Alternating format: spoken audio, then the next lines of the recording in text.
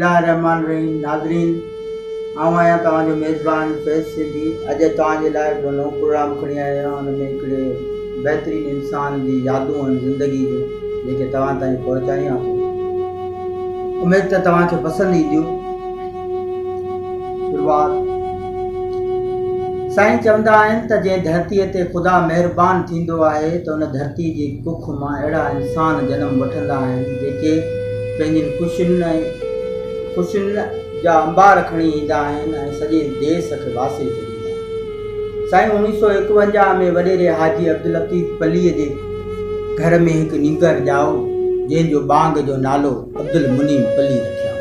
साईं लाडलो ॿार पोइ त केतिरा ई ॾींहं शादमाना ख़ुशियूं हर शइ हली ॾेह परॾेह जा माण्हू मुबारकूं ॾियण आया, छाकाणि त हाजी अब्दुल लतीफ़ पली 7 राजी जो धणी हो। हुन वटि फ़क़ीर फुकरा तमामु घणो इंसान आयो। इहो सालनि जो चकर थींदो ऐं पुट बि हिकिड़ो तमामु घणो लाड कोड सां परवरिश वरितनि। जॾहिं ज़िंदगीअ जी 5 साल जी चाड़ीअ ते पेर रखियाईंसि त खेसि मकतब में विहारे वियो। पाण ज़हीन ऐं होशियार अॻे हो। चवंदा आहिनि त सभागा ॿार पींघनि में पधरा। सो जॾहिं हुनजे अकुल ऐं फ़हम खे इल्म जे ज़ेवर सां संवारियो वियो त हुनजी जोश ऐं जज़्बा वधीक जलां वठण लॻा। साईं ईअं वक़्त जो फेरो फिरंदो रहियो। वक़्त जो फेरो फिरंदे फिरंदे उहा राति बाई जंहिं ॾींहुं संस वालिद बुज़ुर्गवार दिलि जी बीमारी सबबु हिन फ़ानी जान मां लाॾाणो करे। उन वक़्तु संस वॾा जेके असांजी तारीख़ आहिनि उहे ॿुधाइनि था त खेसि मुछुनि जी सावक बि न हुई। हीउ नंढड़ो मासूम ॿार जंहिं ते ज़िम्मेवारी जो सभु हर शइ जी ज़िम्मेवारी अची वई। पर साईं चवंदा आहिनि त जेके मासूम ॿार हूंदा आहिनि या जिन ते अलाह साईं तमामु घणियूं उमेदूं रखंदो आहे, उन्हनि में मणिया बि विझंदो आहे। त हिन में इंसान में उहा मणिया हुई। कमु करण जी सलाहियत हुन में हुई। नंढी उमिरि में बाग़नि जूं चौकियूं वॾेरे अब्दुसमद पलीअ खां वठी आयो। वॾेरे अब्दुसमद पलीअ सां संदसि माइटाणा ज़ाती वास्ता हुआ। 12 बचे ईंदा वेंदा। उतां जेको बाग़ जूं चकियूं वठी अची हई ऐं बाग़ लॻाई। पोइ त साईं बनी ऐं ॿारे में बि भड़ थी। सॼो ॾींहुं बनी ॿारे ते घुमी फिरी शाम जो घर वापसि ईंदो।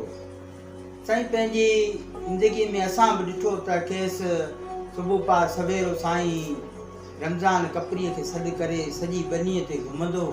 साईं बनीअ ते घुमण जो तरीक़ो अहिड़ो जो कमदार कड़ो गॾु कोन खणंदो। न त अॼुकल्ह जा सिंधी वॾेरा जेके कमदार खणंदा, पोइ कमदार पिया फोको ॿुधाईंदा।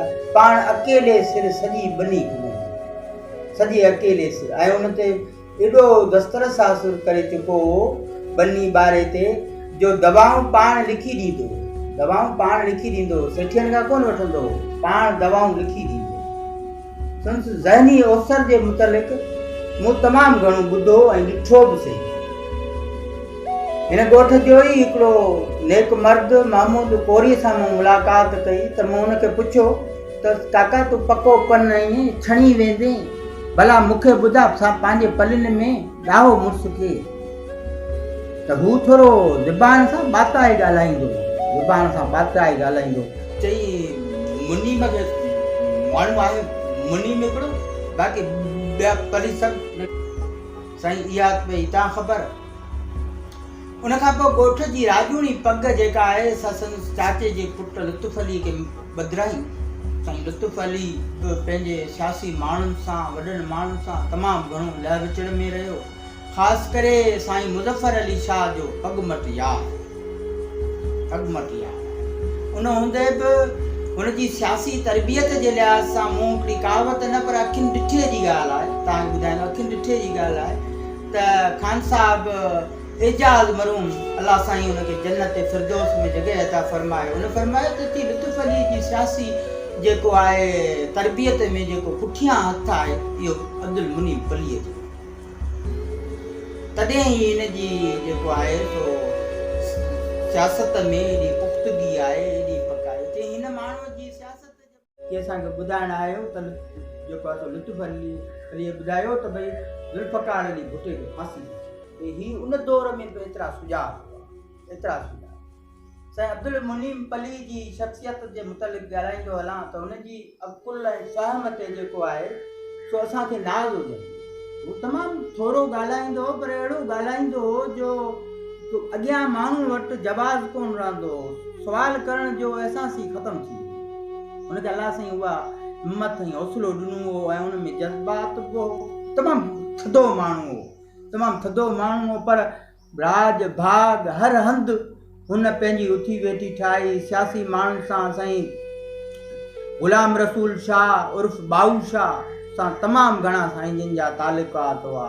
उनखां पोइ जेको आहे अली मोहम्मद आजिज़ जेको असांजे सिंधी अदब जो तमामु सुठो शाइर बि थी गुज़रियो आहे, ज़मीनदार बि हो, उन सां बि साईं जिन जा तमामु बहितर वास्ता हुआ।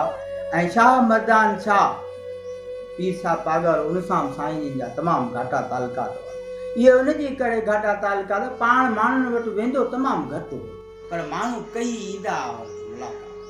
साईं चवंदा आहिनि त अहिड़नि माण्हुनि खे किन लफ़्ज़नि जी बि भेटा ॾिजे त भेटा इहा आहे त हिकु थारेली थर जी कहावत आहे त गुल जी ख़ुशबू नक ताईं, मुड़सनि जी ख़ुशबू मुल्कनि ताईं। साईं मुड़ुसु मुथियरो तमामु वॾो माण्हू ऐं जॾहिं जवानीअ जे जाइ ते पहुतो, जवानी आई त शादी कयां, उहो शादी बि साईं वॾे लाल कोड सां। पोइ माण्हू तरह तरह जा माण्हू असीं हिते असांखे थोरो थोरो यादि पए थो, यादगिरी जे हवाले सां तमामु घटि यादगिरी पर असांजा वॾा जेके ॿुधाइनि था, वॾा जेके असांखे तारीख़ ॿुधाइनि था, उन मुतालिक़ जेको आहे सो तमामु वॾा शादमाना कया विया हुआ। शादी बि पुट जी, हुन पुट जी शादी बि थी।